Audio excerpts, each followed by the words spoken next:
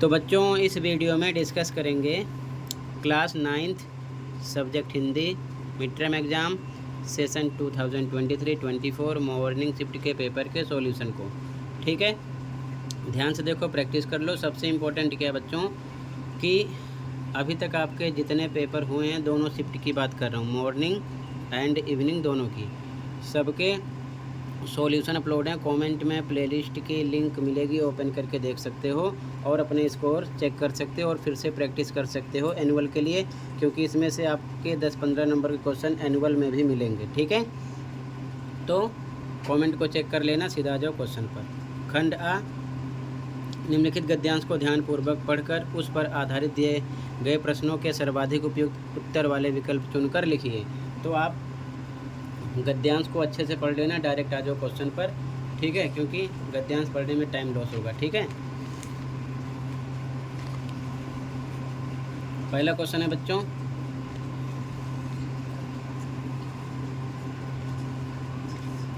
पहला क्वेश्चन है बच्चों का, सेला चावल से विश्व का परिचय किस देश ने कराया? तो भारत ने। डी ऑप्शन है। मलेशिया, जापान, जावा, तीनों होंगे। ठीक है, डी है पहले में। अगला, बेरी बेरी रोग का सिंहली भाषा में अर्थ होता है दुर्बल। क्या होता है? दुर्बल। दृष्टिहीन गलत है, कुपोषित गलत है, शक्तिशाली गलत है। ठीक है, अगला, जब उन्हें सेला चावल खिलाया गया तो वे ठीक हो गई। गद्यांश में आए इस कथन के पक्ष में निम्नलिखित में से कौन सा या कौन से तर्क सही हैं? ऐसे पैटर्न में क्वेश्चन मिलेगा आपको। ठीक है, तो पहला ऑप्शन है बच्चों, मुर्गियों का बीमार पड़ने का कारण मिल का चावल था। तो ये बिल्कुल सही बात है। ठीक है, अगला, मिल के चावल के पोषक तत्व कम हो गए थे। ये भी सही बात है। मिल के चावल से मुर्गियों की बीमारी ठीक हो गई, ऐसा नहीं हुआ। ठीक है, यहाँ पर आपका पहला और दूसरा स्टेटमेंट राइट हो रहा है। ठीक है, पहला दूसरा स्टेटमेंट राइट है। तो आगे से हमें आंसर देखने हैं यहाँ पर इस प्रकार से। ठीक है, यहाँ हमें पता करना है। तो यहाँ पर आपका सी ऑप्शन हो रहा है, पहला और दूसरा सही है। ठीक है, अगला क्वेश्चन है, कथन ए और कारण आर को पढ़कर उपयुक्त विकल्प को चुनिए। कथन ए, सेला चावल मोटापे और डायबिटीज़ को नियंत्रित करने में बेहतर साबित होता है। बिल्कुल सही। कथन आर, सेला चावल खाने से रक्त में ग्लूकोज नहीं बढ़ता। बिल्कुल सही, और यही कारण है। ठीक है, कि मोटापे और डायबिटीज़ को नियंत्रित करता है।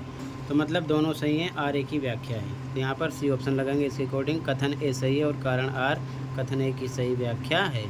सी ऑप्शन हो जाएगा। ठीक है, अगला, प्रस्तुत गद्यांश में सेला चावल के डैश पर प्रकाश डाला गया है। इतिहास और विशेषता पर। ठीक है, ए ऑप्शन हो जाएगा, इतिहास और विशेषता पर। अब अगला क्वेश्चन काव्यांश होगा, ध्यानपूर्वक पढ़ना होगा, पढ़कर आंसर देने होंगे। ठीक है, तो काव्यांश को आप पढ़ लेना, डायरेक्ट आ जाओ क्वेश्चन पर। ठीक है,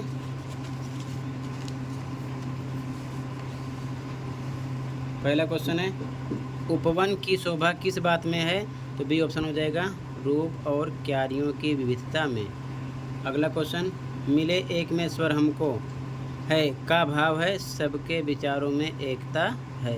इसका भाव ये है। ठीक है, अगला क्वेश्चन, कथन ए एवं कारण आर को पढ़कर आंसर देना है। कथन ए है, कांटों में मिलकर हम सब ने हंस हंस कर जीना सीखा। ठीक है, तो ये आपका बच्चों बिल्कुल सही है। कथन आर, सब मिलकर कठिनाइयों का मुस्कुराकर सामना करते हैं। ये भी सही है। ठीक है, और मुस्कुराकर सामना करते हैं, इसीलिए कांटों से मिलकर हम सब ने हंस हंस कर है जीना सीखा, ये बात हो रही है। ठीक है, तो मतलब आर ए की व्याख्या भी है, दोनों सही भी है। ठीक है, तो ऐसी कंडीशन में आपको फिर से सी ऑप्शन लगाना है, ए सही है और कारण आर कथन ए की सही व्याख्या है। ठीक है, अगला क्वेश्चन, हम सब सुमन एक उपवन के में उपवन किसे कहा गया बच्चों? देश को। ठीक है, बाकी ब्रह्मांड को, खेत को, जंगल को रोंगे। ठीक है, अगला, अपने गुणों से सबका हित करना कविता की पंक्ति डैश का आशय है तो सबके लिए सुगंध हमारी। ठीक है, ये है आंसर। अगला क्वेश्चन देखो, अब इसके बाद में आपका निर्देशानुसार उपसर्ग और प्रत्यय पर आधारित 5 बहुविकल्पीय प्रश्न मिलेंगे। कोई 4 करने होंगे, मतलब कि उपसर्ग प्रत्यय से रिलेटेड 4 नंबर का क्वेश्चन आपको मिलेगा। उपसर्ग होता है आगे वाला, प्रत्यय होता है पीछे वाला, ध्यान रखना। ठीक है ना, उपसर्ग प्रत्यय की पहचान ध्यान से रखना। पा से प्रत्यय, पा से पीछे, पीछे निकलता है, उपसर्ग आगे होता है। ठीक है, जैसे अधिकार में अधि उपसर्ग है और मान लो पान वाला तो वाला प्रत्यय पीछे है। ठीक है, अब क्वेश्चन पे आ जाओ। भरपूर में उपसर्ग है, उपसर्ग आगे वाला होगा, भर हो गया, बी ऑप्शन राइट हो रहा है यहाँ पर। ठीक है, अगला सुंदरता शब्द में कौन सा प्रत्यय, प्रत्यय लास्ट वाला होता है। सुंदरता लास्ट में आ गया ता, तो यहाँ पर आपका डी ऑप्शन हो जाएगा। ठीक है, अगला पराजय शब्द से मूल शब्द और उपसर्ग अलग कीजिए। तो बच्चों इसको लिख सकते हैं परा प्लस जय, तो उपसर्ग आगे होता है और जो बच गया मूल शब्द हो गया, तो ये हो जाएगा परा प्लस जय MCQ क्वेश्चन में। ठीक है, ध्यान रखना। क्लियर है, आगे देखो ध्यान से, अच्छे से प्रैक्टिस करना।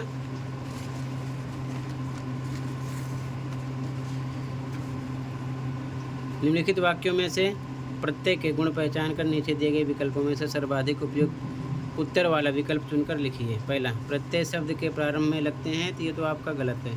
ठीक है, क्योंकि प्रत्यय हमेशा पीछे लगते हैं, अभी मैंने आपको समझाया। प्रत्यय शब्द के अंत में लगते हैं, ये सही बात है। प्रत्यय शब्द के अंत में लगते हैं। प्रत्यय लगने के बाद शब्द के अर्थ में परिवर्तन आता है, बिल्कुल सही बात है, परिवर्तन आएगा। अगला, प्रत्यय लगने के बाद शब्द के अर्थ में परिवर्तन नहीं होता, ऐसी बात नहीं है, परिवर्तन होगा। ऊपर पूछा मतलब 2 सही है 3 सही है, 2 सही है 3 सही है, तो यहाँ पर बी ऑप्शन हो जाएगा, 2 और 3 सही है।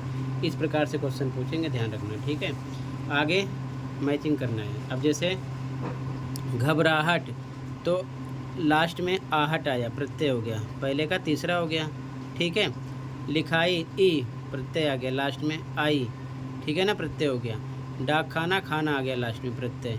देखो पहले का तीसरा, उसके बाद में दूसरे का दूसरा, तीसरे का पहला। अब ये ढूंढेंगे हम, ये मिल रहा है। ठीक है, बी ऑप्शन, बाकी तीनों रॉन्ग है। ठीक है, इस प्रकार पहचानना होगा। इसके बाद में अगला क्वेश्चन आपका समास पर आधारित 5 बहुविकल्पीय प्रश्न होंगे, यानी कि 4 करने होंगे। 4 नंबर में आपसे समास वाले क्वेश्चन किए जाएंगे, तो आप समास को अच्छे से पढ़ लेना। समास 6 प्रकार के होते हैं। ठीक है, पहला क्वेश्चन, देशभक्ति समस्त पद का समास विग्रह है। तो समास विग्रह भी आपसे पूछ सकते हैं, देश के लिए भक्ति या फिर समास का नाम पूछ सकते हैं, दोनों चीज़ें आप अच्छे से पढ़ना। यहाँ पर डी ऑप्शन आपका राइट होगा। ठीक है बच्चों, अगला, त्रिभुज समस्त पद में समास होगा तो द्विगु समास है। ठीक है ना, त्रिभुज, चतुर्भुज, पंचभुज, षष्ठभुज, ये सब द्विगु समास के उदाहरण है। ठीक है, इसमें संख्या आती है, ध्यान रखना। अगला, जिस समास में दोनों पद प्रधान हो उसे कहते हैं। तो आप डेफिनेशन भी पढ़ लेना, उसे द्वंद्व समास कहते हैं। ठीक है ना, डेफिनेशन भी आपसे पूछ लिए हैं, जिसमें दोनों पद क्या हो, प्रधान हो, द्वंद्व समास होगा। ठीक है, आप अच्छे से पढ़ना। फिर आगे देखो, समासों में द्वंद्व समास के उदाहरण है। द्वंद्व समास पहचानना है, तो द्वंद्व समास ध्यान रखना, जैसे पाप पुण्य हो गया। ठीक है ना, जैसे गुण दोषी हो गया, जैसे हो गया दिन और हो गया रात, या फिर हो गया माता, ऐसे निशान होगा पिता। ठीक है, ध्यान रखना, ये द्वंद्व समास के उदाहरण है। तो 2 हैं इसमें, पहला और तीसरा। तो सारे ऑप्शन में मिस्टेक है, कोई सा भी एक मान लो, पहला और तीसरा, या इसे पहला तीसरा बना लो, आपका राइट हो जाएगा पहला और तीसरा। ठीक है, ये चीज़ ध्यान में रखना। आगे मैचिंग करना है। अब समास में मैचिंग वाले क्वेश्चन भी आपसे किए हैं, ध्यान से देखो। जैसे नीलकंठ शिव, तो जहाँ पर शिव, गणेश जी, रावण किसी से कंपेयर होगा, तो ध्यान रखना बहुब्रीहि समास होता है। पहले को हो जाएगा तीसरा, बहुब्रीहि समास है। ठीक है, तो पहले को हो गया तीसरा। इसके बाद में रसोई घर, तत्पुरुष समास हो गया, इसका पहला हो गया। चारपाई द्विगु समास, चारपाई वाला इसमें संख्या आ गई, ये भी मैंने आपको समझाया। ठीक है, तो ध्यान रखना, दूसरा हो गया इसका। तो तीसरा, पहला, दूसरा, यहाँ पर आ गया सी ऑप्शन। ठीक है, इस प्रकार से पहचानना होगा। एक ही क्वेश्चन में कई चीज़ें आपसे पूछेंगे तो 1 नंबर मिलेगा। इस प्रकार से पैटर्न को ध्यान में रखना।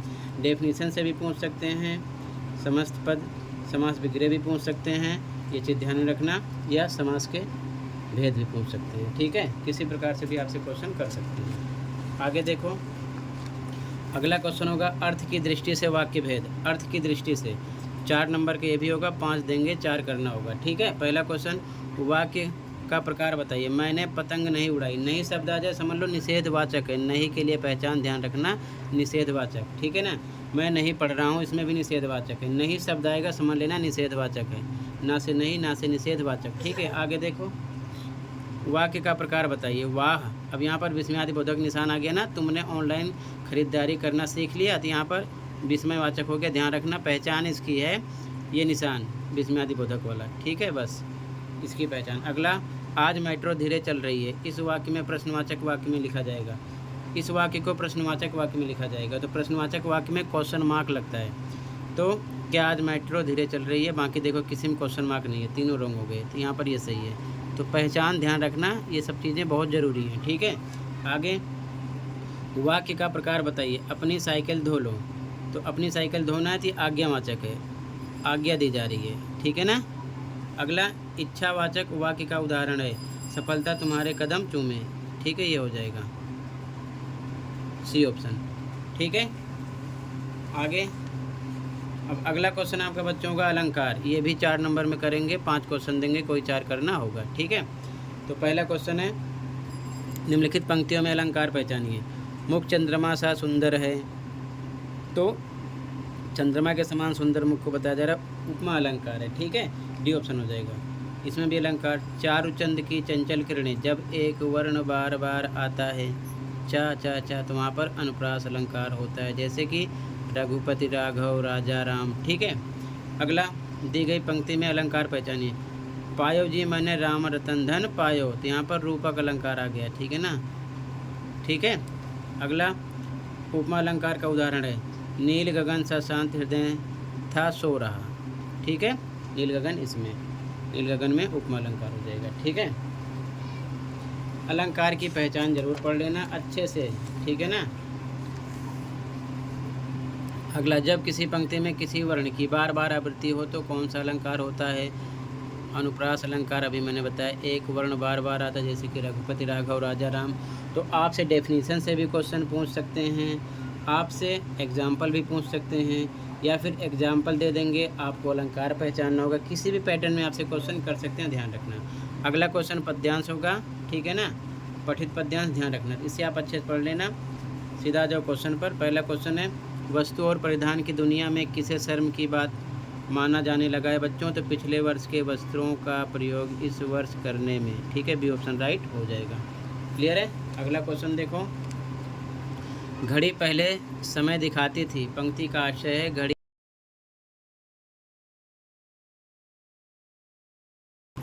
अब प्रतिष्ठा के लिए दाम देकर खरीदी जाती है। अगला 5 सितारा अस्पताल अच्छे इलाज और सुख सुविधा के अतिरिक्त और क्या प्रदान करते हैं? तो दूसरों के सामने गर्व करने का अवसर, ठीक है, ये आंसर हो जाएगा। अगला, अमेरिका और यूरोप के कुछ देशों में मरने से पहले ही अपने अंतिम संस्कार और अनंत विश्राम का प्रबंध कैसे किया जाता है? पैसे चुकाकर, ठीक है।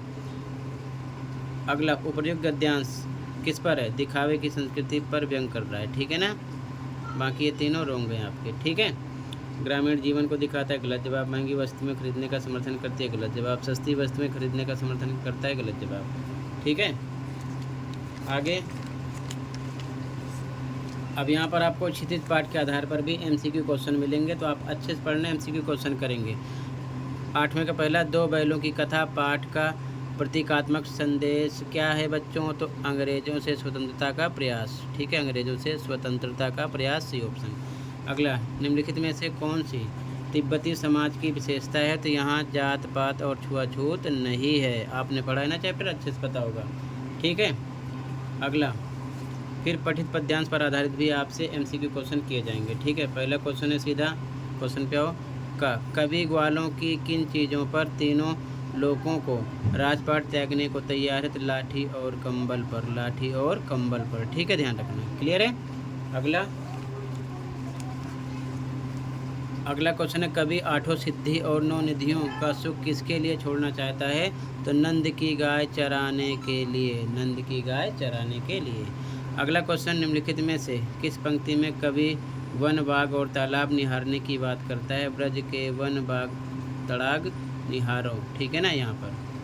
अगला, कवि द्वारा ब्रज की कांटेदार झाड़ियाँ भी पसंद करना दर्शाता है कि कवि ब्रज के प्रत्येक वस्तु से प्रेम करता है, यही दर्शाता है, ठीक है।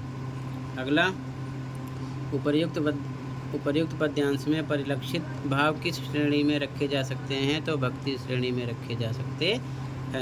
अब क्षितिज के पाठों पर आधारित एमसीक्यू क्वेश्चन होंगे। पहला क्वेश्चन, कबीर के अनुसार ईश्वर कहाँ वास करता है? तो मनुष्य के भीतर, ठीक है, मनुष्य के भीतर, ठीक है, ध्यान रखना ये चीज़। आगे देखो,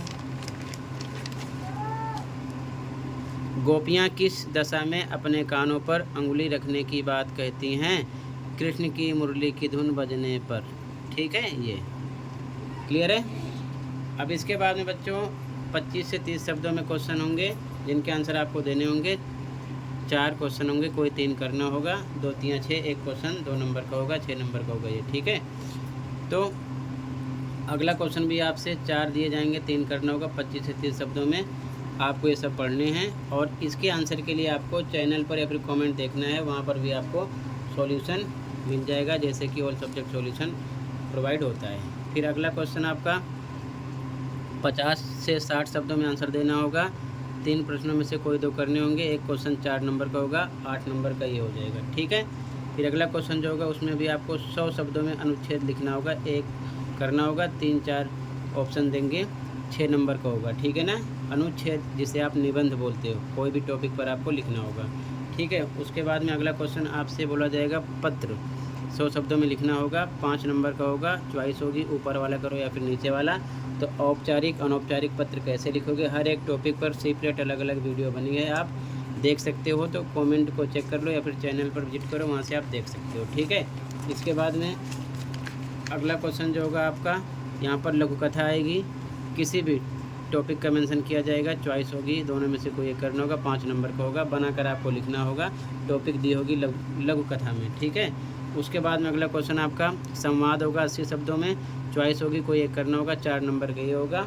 तो संवाद के लिए भी आप चैनल पर विजिट कर सकते हो, वहाँ से आप देख सकते हो, 2 लोगों के बीच में कन्वर्सेशन होती है। तो संवाद का मतलब होता है 2 लोगों के बीच में बातचीत, चाहे टीचर और स्टूडेंट के बीच में हो, चाहे पेशेंट और डॉक्टर के बीच में हो, किसी के बीच में भी हो सकता है, ठीक है। तो संवाद वाली टॉपिक भी मैंने कवर कर रखा है, उसकी वीडियो देख लो, संवाद लिखना सीख जाओगे, जिसे बोलते हैं कन्वर्सेशन, ठीक है। तो ये फॉर्मेट है, ऐसे ही आपको पेपर मिलेगा। आई होप पूरी बात समझ में आ गई होगी। फिर भी कहीं पर कोई डाउट है कमेंट कर सकते हो। बाकी जो पेपर आपके हो गए हैं उनके सॉल्यूशन के लिए कमेंट को चेक कर लो, अपने आंसर चेक कर लो, वीडियो अपने दोस्तों को भी शेयर कर दिया करो। मिलते हैं अगली वीडियो में। Thank you for watching.